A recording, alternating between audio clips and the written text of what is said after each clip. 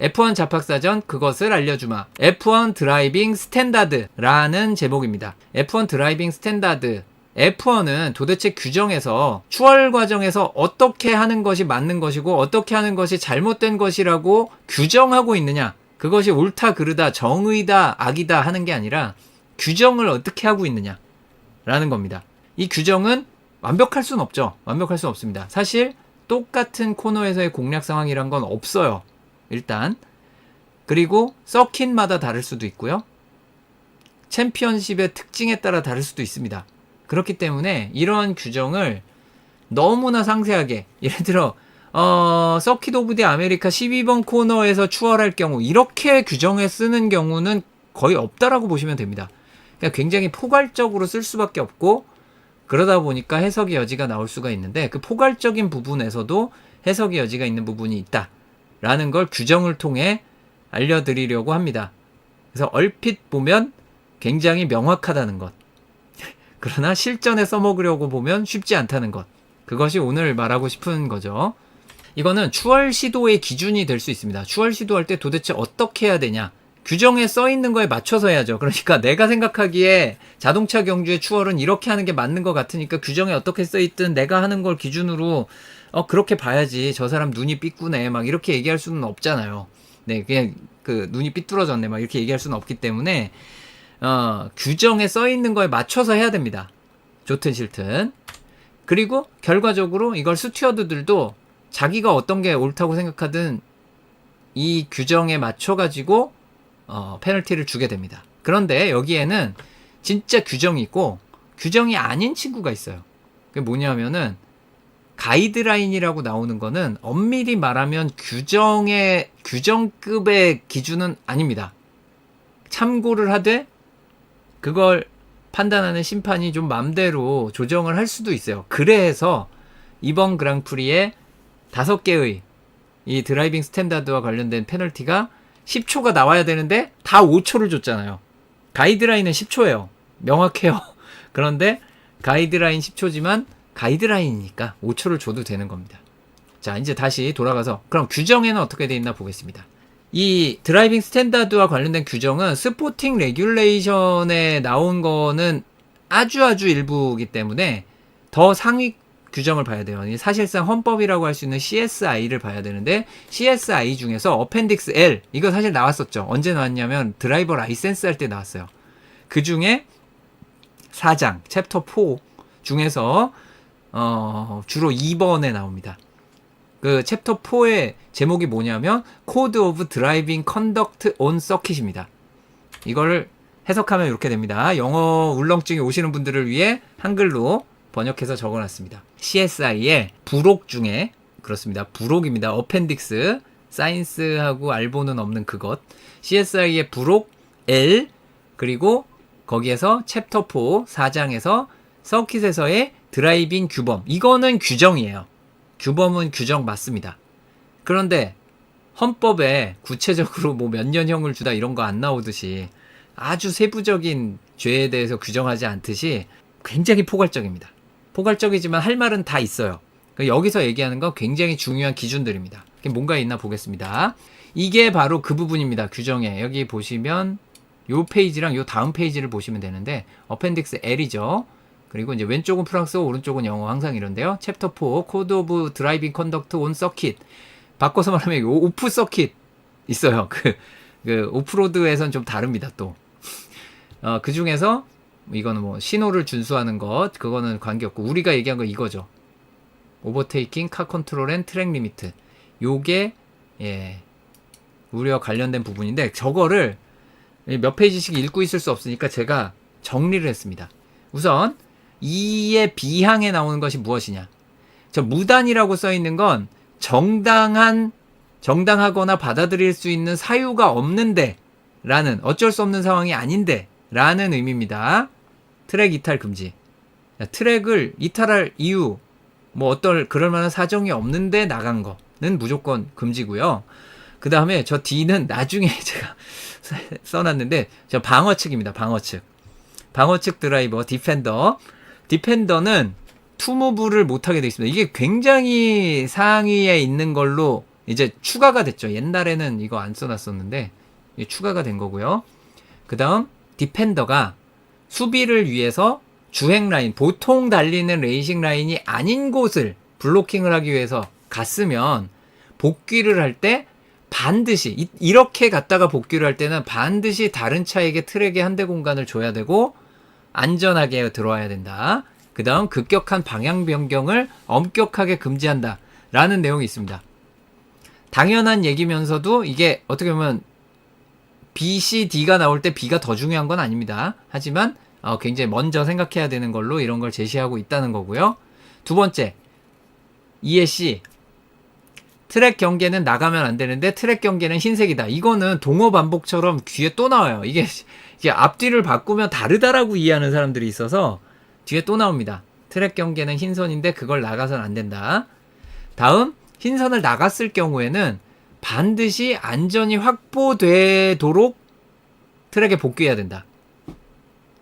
그러니까 복귀하는 애가 무조건 사고 책임이 있는 겁니다. 사고가 나면 무조건이에요. 트랙 안에 있는 애에겐 책임이 없습니다. 다음, 트랙 이탈의 기준은 차의 모든 부분이 흰선을 벗어난 것이다 라고 규정을 하고 있습니다. 그 다음, 트랙에 데브리를 남기거나 어떤 차체의 조각을 남기거나 조각을 남길 위험이 있는 행위는 금지한다. 여기서의 행위는 드라이빙이나 뭐 다른 행위 마찬가지인 겁니다. 갑자기 그거 떠오르시는 분 계실 거예요.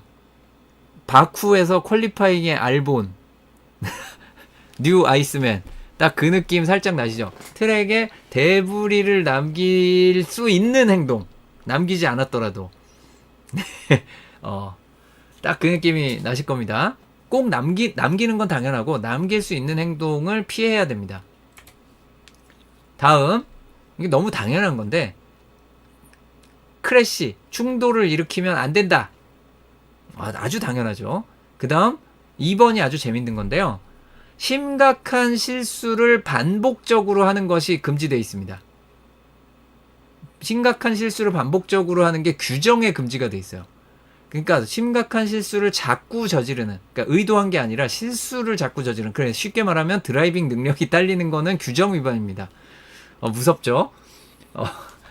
심각한 실수를 반복적으로 저지르는 것은 규정에 상당히 상위법에서 위반이 되어 있습니다. 다음, 차에 대한 컨트롤 부족도 금지되어 있습니다. 차를 본인이 컨트롤할 능력이 안 되는 것도 규정 위반이에요. 능력이 안 되면 타지 말라는 겁니다. 이 차를 몰면서 나는 이거를 한꺼번에 하는 건 힘들어요 하면은 타지 말라는 겁니다. 그냥 쉽게 얘기하면, 바꿔서 말하면 운행 중에 어쩔 수 없이 내가 능력이 부족해서 컨트롤이 안 됐다가 변명이 안 된다는 뜻이에요. 어떤 상황에서도 나의 능력으로 이 위기 상황에 어떤 규정을 벗어나는 드라이빙이 됐는데, 사고가 났는데 그게 나의 실수거나 내가 컨트롤을 못했다가 변명이 되지 않는다. 아까 우리가 그 규정 같은 거 읽을 때 컨트롤을 잘 하고 있었고 라는 말이 나오는 게 그런 이유입니다. 사실. 다음, 무단 서행 금지. 여기서는 그냥 스피드가 슬로우하게 가는 거 그냥 포괄적으로 금지가 되어 있습니다. 트랙에서는 특별한 이유 없이, 그러니까 무슨 뭐 옐로우 플래그에 서행해야 되죠. 세이프티카 뒤에서 서행해야 되는데 그런 이유 없이 지 멋대로 서행 절대 안 됨. 지 멋대로 서는 건 더더욱 안 되고요. 바꿔서 말하면 스튜어드들의 지시, 레이스 컨트롤에 의한 지시 막 이런 걸 받지 않고 트랙에 맘대로 차를 세우는 거 절대로 안 되는 겁니다. 이게 옛날에 싱가포르에서 택시 태우겠다고 막 이렇게 함부로 서면 안 되는 게 그런 거예요. 페널티 나옵니다. 이런 거는. 자, 어쨌든 그 다음에 무단으로 급격한 방향 전환을 금지합니다. 아까 급격한 방향 전환 금지가 있었지만 특별한 이유 없이 급격한 방향 전환하는 것도 당연히 금지가 되어 있습니다. 이 동어 반복 같은 게 많이 있어요. 이건 어쩔 수 없습니다. 법 쪽에서는 어쩔 수 없는 일이라서. 그 다음에 위험할 여지가 있는 드라이빙도 하면 안 됩니다. 위험한 드라이빙은 당연히 하면 안 되고 위험할 여지가 있는 드라이빙도 금지되어 있습니다. 이게 규정에 다예요. 어디에서 뭐 에이펙스에서 앞에 있고 어쩌고 저쩌고가 없죠.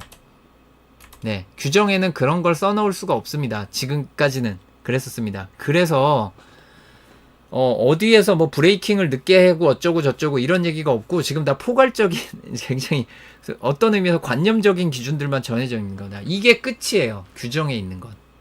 이러다 보니까 문제가 있을 수 있어서 이제 조금 이따가 가이드라인을 제가 보여드릴 텐데 그 가이드라인의 상당 부분이 2025년에 이 어펜딕스 L에 들어올 예정입니다. 지금 협의를 하고 있어요. 드라이버들과 미팅을 계속하면서. 그러니까 그 드라이버들의 지금 현재 겪고 있는 여러 가지 이슈들이 2025년에 담길 예정입니다. 지금 계속 협의를 하고 있는 겁니다. 이거는 그렇게 되는 걸로 올 초에 결정이 됐었어요. 이런 걸 이제 잘 모르시기 때문에 현재 아쉬운 부분이 있는 게 사실이고, 그래서 아예 규정 단계에서 좀 더 강력하게 그 가이드라인에 있는 부분의 상당수가 올라올 예정이라는 거 기억하시면 좋겠고요. 하지만 현재는 아닙니다. 현재는 아니고 그 확정된 새로운 가이드라인이 어펜딕스 L에 올라간 것도 아니에요. 그러니까 지금은 가이드라인 기준으로 봐야 됩니다. 그래서 가이드라인이 뭐냐? 이겁니다. FIA F1 드라이빙 스탠다드 가이드라인스, 여러 가지가 있죠. 가이드라인 한글로 하면 이겁니다. FIA F1 드라이빙 기준에 대한 가이드라인 되겠습니다. 가이드라인이지 규정이 아닙니다. 아까도 말씀드렸듯이 이걸 기준으로 하되 알아서 잘 해보십시오 입니다. 이미 여기에서 어느 쪽이 확실히 옳고 그런 게 없다라고 선을 긋고 있는 부분이고요.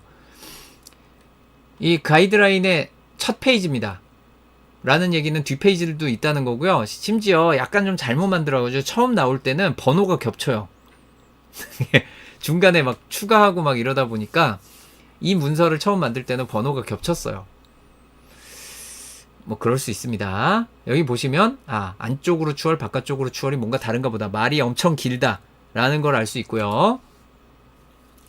여기에서 이제 그 추월 시도에 해당하지 않는 다른 가이드라인에 뭐가 있는지를 제가 먼저 짚고 가겠습니다. 추월 시도가 제일 중요한 부분이니까. 그런데 이게 영향이 있어요. 뭐냐면 일단 3번 안쪽 추월 바깥쪽 추월 다음에 세 번째로 따지는 게 트랙 경계예요. 물론 이것도 가이드라인입니다.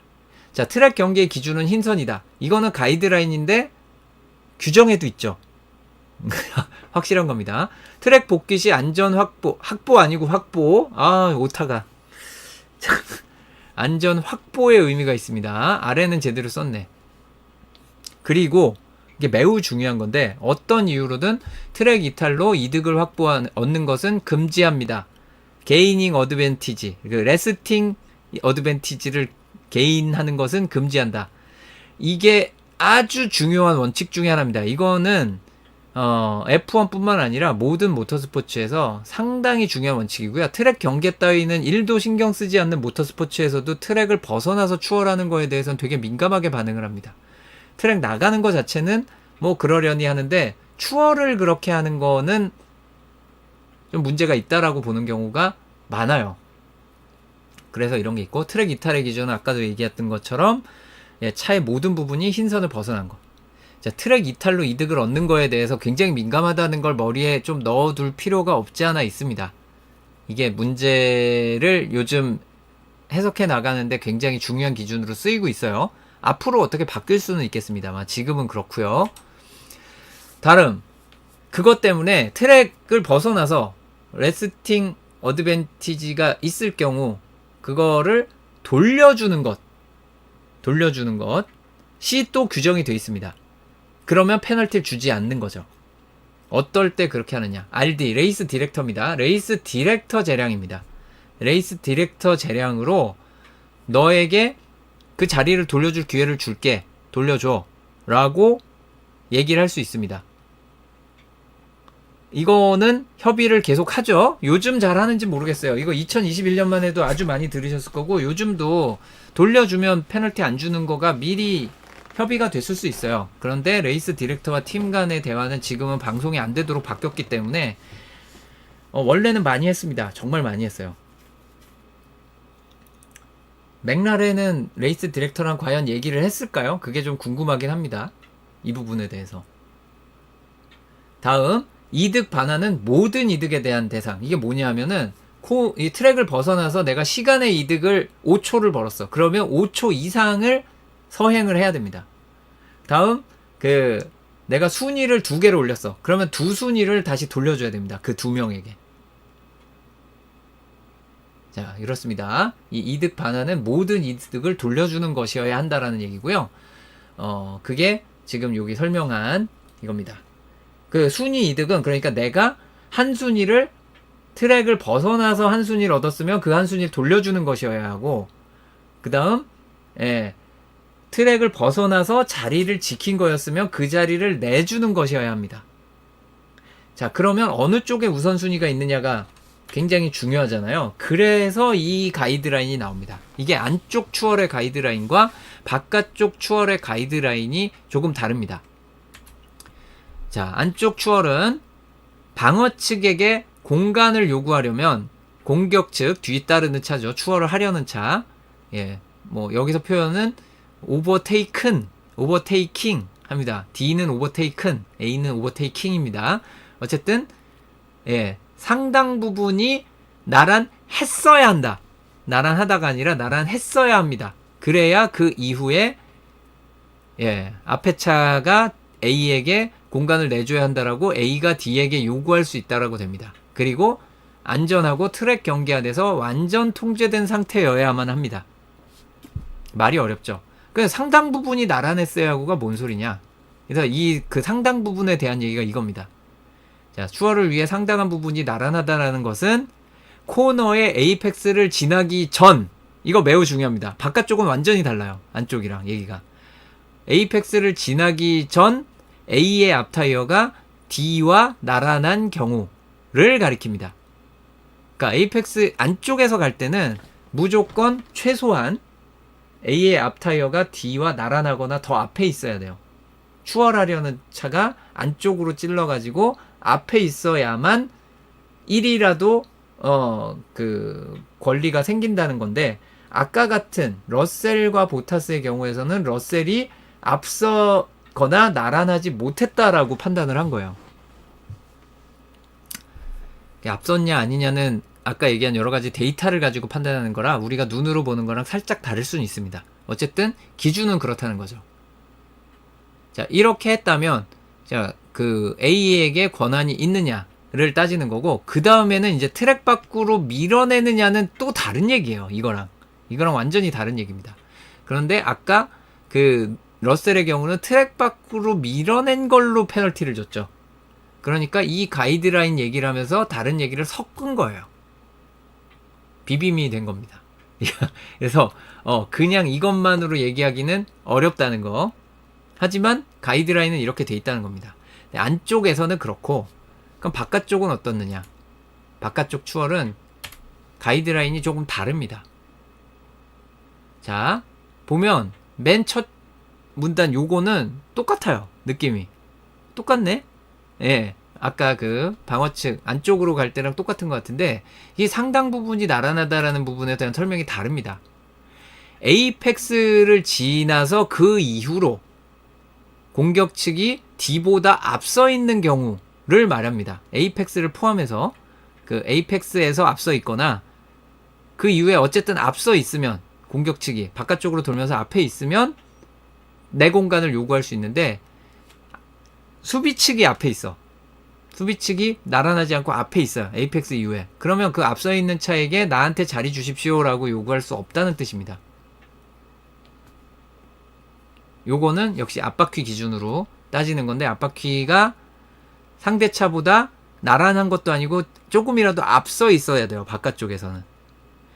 자, 그래서 요런 얘기가 나오는데, 자, 그러면 이제 여기까지만 보면 이제 해외에서나 뭐 이제 분석하시는 분들 중에 여기까지 얘기하고 그러면 그래 맥라렌이 그냥 잘못했네라고 단순히 얘기할 수 있어요. 그러니까 이게 맥라렌에게 준 페널티가 뭐 둘 다 나간 거나 뭐 이런 거 둘째 치더라도 이 부분에서는 맥라렌이 앞선 적이 없으니까, 그 에이펙스부터 그 이후로 노리스가 앞에 있던 적이 사실 없어요. 트랙 밖에서 처음으로 앞서요. 그렇기 때문에 문제가 되는 이런 상황이 되는 건데, 그런데 사실 한 문구가 더 나옵니다. 요 바깥쪽 얘기에서만. 왜냐하면 이런 일이 일어날 거라고 이걸 처음 만들 때는 알고 있었거든요. 왜냐하면 그런 식으로 방어하는 차들이 꽤 됐기 때문에. 이때 방어 측은 반드시 트랙 경계 안에서 코너를 공략해야 한다라는 구절이 있어요. 근데 이거를 이 가이드라인에서 뒤에 있다는 이유로인지 확실하지 않은데 다들 이걸 언급을 안 하더라고요. 그 스튜어드들이. 예, 이거는 제가 언급된 경우를 못 봤어요. 언급된 경우를 못 봤기 때문에. 근데 이건 가이드라인에 써 있습니다. 분명히 써 있는 건데 이게 오늘 얘기할 마지막 부분이에요. 그래서 제가 이 스튜어드들이 이렇게 판단할 수도 있고 저렇게 판단할 수도 있고라고 밖에 얘기를 못하는 게 이런 것 때문입니다. 지금 이번 노리스 베르스타펜 거는 이게 다 섞여 있죠. 모든 게 다 섞여 있어요. 그래서 생각보다 명확하지 않습니다. 그래서 일단 첫 번째로 명확하지 않은 건 뭐냐면 바깥쪽으로 추월을 시도하는 노리스는 자신의 권리를 요구할 만큼 앞에 있던 적이 없습니다. 그거는 맞는 말이에요. 그런데 방어 측은 트랙 경계 안에서 코너를 공략하지 못했습니다. 그러니까 이걸 적용하는 게 맞냐라는 얘기가 충분히 나올 수 있죠. 그리고 두 번째는 이거는 마틴 브런들도 그 얘기를 했는데 노리스가 먼저 베르스타펜보다 앞선 상태로 브레이킹에 들어갔습니다. 자, 그러면 안쪽에 있는 베르스타펜이 공격차 측인 것인가, 바깥쪽에 있는 노리스가 공격차 측인 것인가. 보통은 원래 그 코너에 접근하는 과정에서 앞서 있던 차가 방어 측 이렇게 보지만 브런들은 이건 해석의 여지에 따라서 노리스가 방어 측이라고도 볼 수 있다라고 한 거예요. 그러면 안쪽에 있는 베르스타펜이 추월 시도를 하는 쪽이 되기 때문에 안쪽에 추월 시도를 한 베르스타펜이 나란히 있거나 뭐 그렇다고 하더라도 러셀처럼 얘 트랙 밖으로 밀어냈다라고 하면 러셀에게 준 5초 페널티를 베르스타펜에게 줘야 되는 거 아니냐 라고 해석을 한 겁니다. 그러면은 러셀에게 줬던 5초 페널티를 베르스타펜에게 주고 노리스에게 트랙을 벗어나서 추월한 5초 페널티를 줘서 쌍방 페널티로 해석이 되는 거죠. 이거는 진짜 굉장히 해석의 여지가 많아서 저 사람은 저렇게 말했으니까 야 이것만 따져야지, 이건 따지면 안 되지, 아니지 이건 중요하고, 그거를 자기 편한 거 가져가는 대로 다 얘기가 달라질 수 있어요. 이러다 보니까 그 내년에 규정에 넣기 위해서 그 협의가 쉽지 않습니다. 쉽지 않습니다. 왜냐하면 이 방어를 할 때 지금 베르스타펜처럼 방어를 하는 게, 베르스타펜이 꽤 오래전부터 그 스타일을 썼는데 이 친구만 그렇게 하는 게 아니에요. 다른 모터스포츠 쪽, 포뮬러 쪽에서도 많이들 쓰는 방법이에요. 그게 많이 쓰는 방법이고, 그거는 심판들이 이렇게 판단하는 기준을 가지고 있기 때문에 그런 방어가 생긴 거거든요. 쉽게 말하면 그렇게 할 수도 있고 안 할 수도 있는데 그러다 보니까 이제 규정을 바꾸는 것은 쉬운 일이 아니다 라는 결론입니다. 결론은 답이 너무 없는 것처럼 나왔는데, 규정에 써 있는 것은 아까 얘기한 어펜딕스 L, CSI 어펜딕스 L에 있는 게 규정이 전부고, 가이드라인에 조금 구체적인 얘기가 나와서 뭔가 명확해질 것 같지만 사실은 오히려 해석의 여지가 더 많아진 셈이다. 그런데 현재 스튜어드들은 한 지금 1, 2년째 비슷한 가이드라인을 해석하는 방법을 쓰고 있는 경향이 있다. 그런데 물론 이번처럼 10초 안 주고 5초 주는 유도리는 생겼죠. 그런 게 있지만 해석의 여지는 분명히 있고, 이게 약간 좀 다른 쪽으로 나온다고 이상하게 볼 여지는 아니다 라는 겁니다. 이래서 그 가이드라인 같은 거 규정에 함부로 못 넣는 거다 라고 보시면 될 것 같아요. 이렇게 해서 F1 잡학사전 명확한 것을 알려드리는 게 아니라 규정이 그렇다를 알려드린 겁니다. 오히려 더 애매해질 수 있지만 어쩔 수 없었던 F1 드라이빙 스탠다드에 대한 내용이었습니다.